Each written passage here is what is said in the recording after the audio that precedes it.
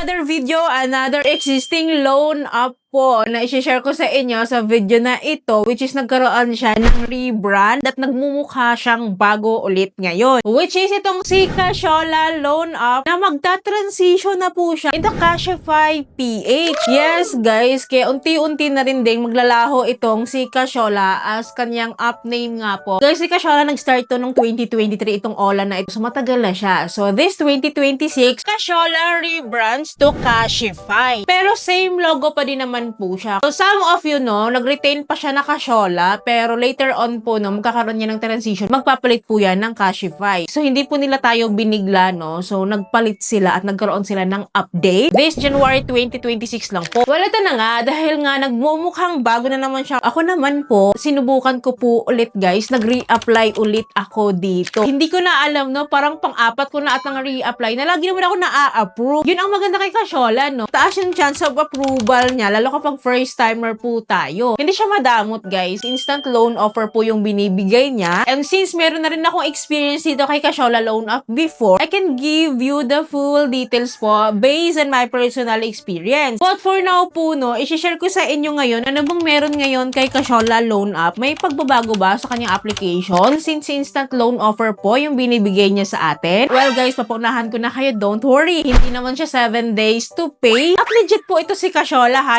Naka-register po ito sa SEC website under kay Sunloan. Well, bago ako magtuloy-tuloy no, disclaimer lang muna tayo. This video is not sponsored and gusto ko lang po siyang i-share sa inyo para mabigyan ko kayo ng tamang expectation this 2026. Well, back to this new Casyola or si Cashify PH na downloadable po siya sa Google Play Store at sa iOS or sa App Store. Well, anyways, dahil sabi ko nga sa inyo, nagkaroon tayo ng re-applying dito, which is na-approve na naman tayo. Meron naman tayo instant loan offer. I-share ko muna sa inyo guys paano po mag-apply ngayon. Ano po yung hinihingi ni Casyola para ma-approve po tayo. Well, anyways, dito wala sa Google Play Store no, dahil na-inform na nga ako na si Cashify na siya. Si Cashify yung tinype ko dito. At ang lumabas is si Casyola nga. As of the moment ha, dito sa Google Play Store. Pero sa App Store kasi naka-Cashify na talaga siya. Well, open natin yung app no, at ito po yung bubungad sa atin. Si Cashify PH na po talaga siya at nakalagay po na Casyola rebrands to Cashify. So anyways, na-proceed tayo sa next, which is dito po we need to agree their privacy policy, including po no na kailangan nilang ma-access daw yung camera, device, location, and etc. So inokay ko siya para makapag-proceed po ako. Then after po nito is nandito na tayo sa pinaka-homepage, which is nagpapautang daw po siya ng up to 25,000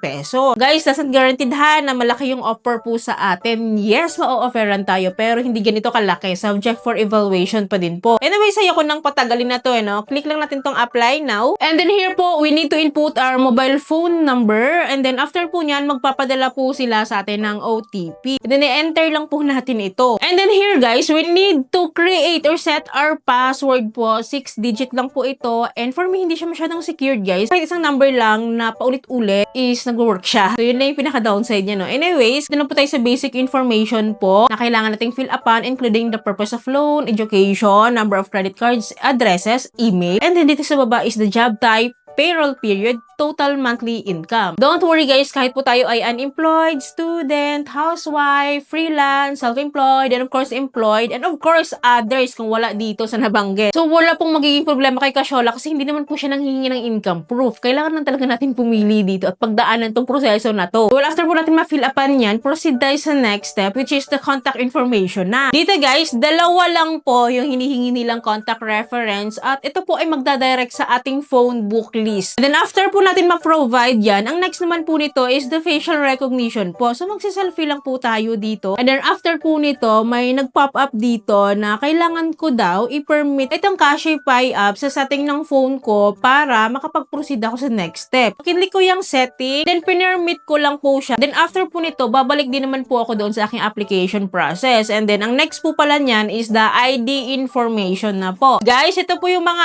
ID na hinihingi po ni Casyola. Unfortunately, konti or limited lang po. So, meron siyang recommended ID type, 4 lang. Meron naman siyang other type po na hinihingi or other option which is the driver's license, national ID. Buti nga may driver's license na ngayon kasi dati national ID lang din yung other option nila. Well, pipili lang tayo ng isa dyan. Ang pinili ko lang po is national ID. Well, ang aking national ID kasi electronic lang. Nakalaminated lang yung aking ID which is nag-work naman. Tinanggap naman niya. Well, after po natin makapture yung ating ID, i-input po natin yung ating ID number, full name, birthday, and marital status. And after po nito, magkakaroon na po sila ng credit evaluation po sa akin. Well guys, while waiting kung naiinip ka, pwede ka namang mag-add dyan ng withdrawal method. Hindi pa ako nag-add, diba, ng withdrawal information ko. So, hindi kaya ng time, mamaya pwede rin naman natin gawin. Well, anyways, dahil may result na po tayo at meron nga po kung instant loan offer as first timer na naman po dito of 1,000 pesos. Yes po, yan po yung offer sa akin. Dito ako magsisimula. Binigyan niya ako ng loan terms of 3 terms and 2 terms. Well, open natin tong 2 terms niya, no? So, kung makikita niyo po dito, lumalabas sa one-time payment lang din po ako dito kasi yung second term ko is waivable siya kapag po nabayaran ko on time yung aking first term. So, lumalabas na first term or one-time payment na lang ako dito. Guys, 1,000 yung aking loan amount. Ang babayaran ko is 1,150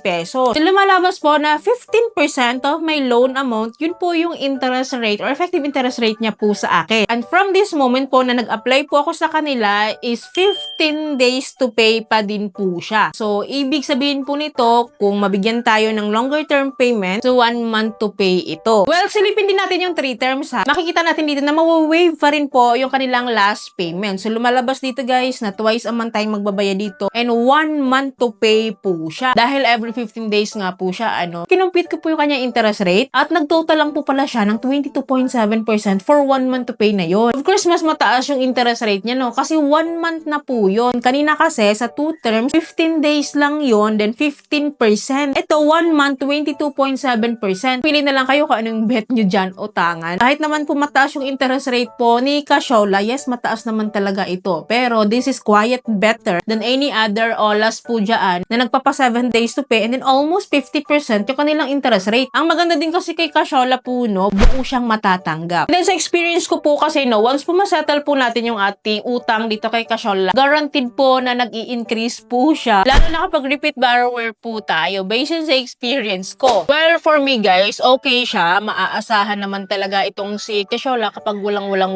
talaga tayong malalapitan or kailangan natin ng quick money. As disbursement, so maaasahan natin to kasi nga guaranteed guaranteed yung kanyang loan offer. Hindi rin mahigpit. Pero nga, yun nga lang, medyo kukuro talaga siya sa interest rate. Of course, if may quiet better than Cashola, doon na lang kayo mag-loan Kasi ito kasi, for emergency purposes lang ito, yung madalian. Kapag mga madalian or mabilisang pera kasi na inuutang natin, huwag kayong mag-expect na super low interest rate yan. Kasi nga, ibibigay sa inyo din ito ng mabilisan, buo pa siyang matatanggap. Again, if may quiet better na pwede niyong utangan than Cashola, doon na lang po kayo. So, sinishare ko lang po sa inyo, nagiging update nito kung okay pa din ba siya ngayon so far. Itong si Cashola, ako na Cashola, si Cashify na pala. So, okay pa din po. Nakakapag-reapply, nakakapangutang, no income proof, tumatanggap kahit unemployed, buong matatanggap, and then not 7 days to pay. At may interest rate siya monthly of 22%. So, deal or no deal na lang po tayo dito. Well, anyways, no, sino dito ang may Cashola or Cashify loan app na ngayon? Kumusta po yung experience nyo dito kay Cashify ngayon? Paki-comment down din po yung experiences nyo para aware din po yung iba nating viewers. Don't worry, palagi po ako mag-a-update sa inyo kaya dapat mo nakasubscribe po kayo at i-click nyo yung bell button para lahat ng videos ko is-updated and notified po kayo. So, yun lamang po. Thank you for watching this video. See you in my next video. Bye!